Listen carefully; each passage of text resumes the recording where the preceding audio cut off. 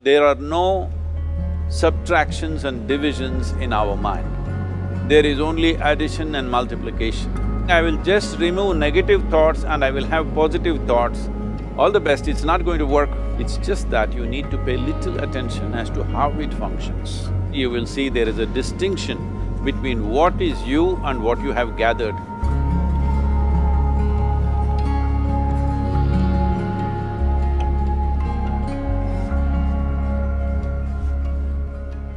Well, see the way the question is asked and also the way normally it's addressed is, people think there is something called as negative thought and positive thought. They want to remove the negative thoughts and have only positive thoughts. But such people, I would ask them to just experiment for 10-15 seconds. Let them forcefully remove one thought from their mind. For example, next 10 seconds, just don't think of a monkey. Try not to think of a monkey for next 10 seconds. You will see you will be full of monkeys. So what I'm saying is, this is the nature of your mind, because in this mind, all the three pedals are throttle. There is no brake, there is no clutch. Whatever you touch, it will only go faster. In this kind of mind, people have been taught from moral teachers and religious teachers, do not think about bad things. Well, since then it's been a full-time job. So there is no way you can handle the mind like this. This doesn't need any great enlightenment. If you spend 2 minutes with your eyes closed, you will realize you cannot do anything forcefully with this mind. So, I want to remove negative thoughts. Do not ever go in this direction, because what you want to remove will become your quality. Always you will be on it. So what should I do? The thing is this, without understanding the fundamental mechanism of this mind, because our mind, human mind, is the most sophisticated computer on the planet. Even all the supercomputers have come out of this. When this is the case, is it not important that we understand the mechanics of how it functions? One simplistic aspect of how it functions is, there are no subtractions and divisions in our mind. There is only addition and multiplication. If you try to do something with it, it will say one more. If you try hard, it will multiply into many more.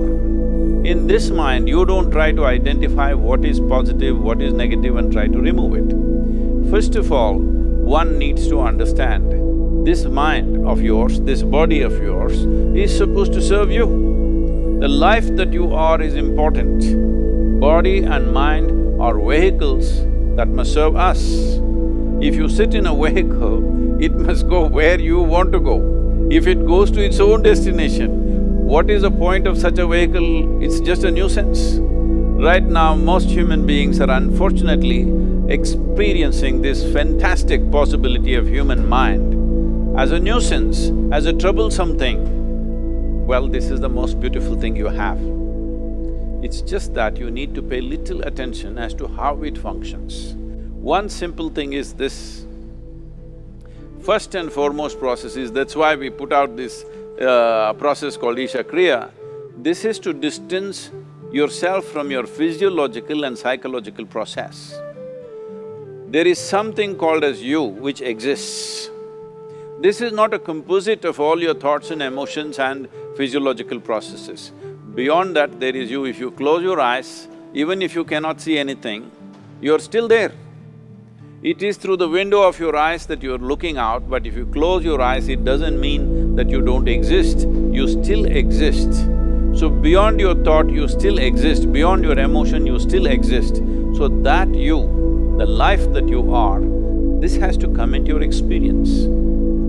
Why is it that you're not allowing that to come into your experience, which is the most significant aspect of who you are? Who you are right now, the most significant aspect is, you and me are alive right now, this is it.